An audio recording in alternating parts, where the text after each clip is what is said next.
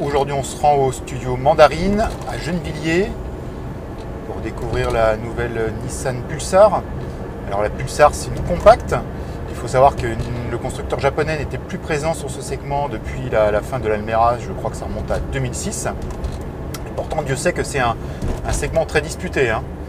Il compte par exemple la Mégane, la Golf, la 308, etc. Donc vraiment, ne pas être présent sur ce type de marché, c'est un grave handicap que malgré tout Nissan a bien surmonté avec le Qashqai et le Juke.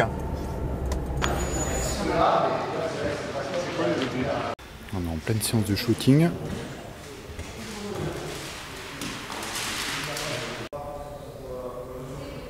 Donc on retrouve cette signature maintenant classique chez Nissan. L'un des gros points forts, c'est la place à l'arrière. Là, je m'assieds et vraiment, là, le siège est reculé complètement. Il y a vraiment de la place. Donc, première mondiale, présentation physique de cette Pulsar de Nissan. Alors, que représente la Pulsar pour Nissan? Alors Pulsar, c'est une voiture qui est extrêmement importante pour Nissan. Ça montre le retour de Nissan sur le segment des berlines traditionnelles.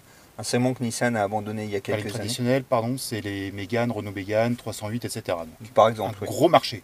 Un marché qui est le plus important en Europe et le deuxième plus important en France. Donc effectivement, Nissan était absent de ce marché important au niveau européen. Donc on signe avec cette Nissan Pulsar le retour sur le cœur des ventes en Europe, avec une berline qui est une berline conventionnelle. On sait que Nissan a lancé beaucoup de crossovers, a lancé des voitures avec un design un petit peu atypique.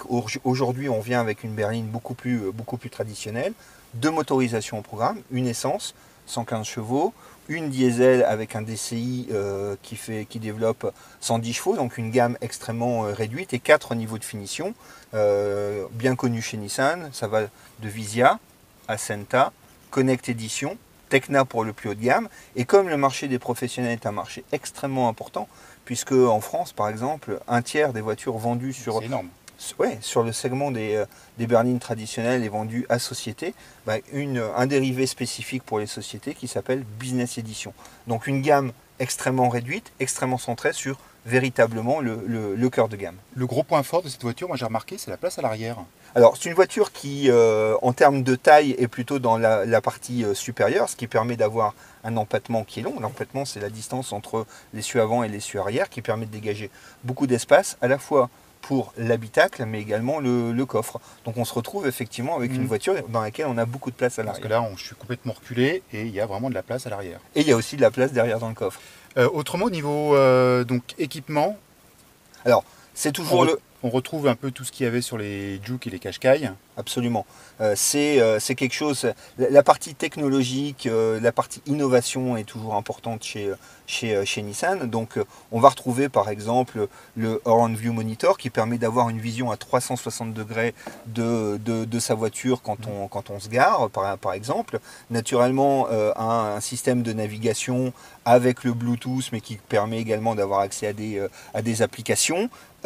Possibilité, donc Google Send to Car par exemple, on pianote directement chez soi son adresse et on l'envoie à sa voiture. Une voiture naturellement dans laquelle on va retrouver la climatisation et le fameux aussi Safety Shield qui est le bouclier de sécurité Nissan qui va permettre à la voiture de freiner automatiquement si la voiture devant s'arrête sans prévenir, qui va permettre d'avoir également de savoir si on a une voiture dans l'angle mort ou si on a des objets en détection, des objets qui bougent au moment où on fait une manœuvre. Il y a aussi une politique tarifaire assez agressive. Alors agressive, effectivement, puisque chez Nissan, la manière dont on occupe aujourd'hui la place, à la fois sur les petites et sur les moyennes gammes, entre Micra, Note, Juke, Pulsar et Qashqai, donc il fallait que la voiture trouve sa place. Naturellement, on va commencer à moins de 19 000 € en essence et un petit peu plus de 21 000 € en diesel. Et elle sera commercialisée à partir de... La voiture est d'ores et déjà commercialisée, les premières livraisons au moment du Salon de Paris.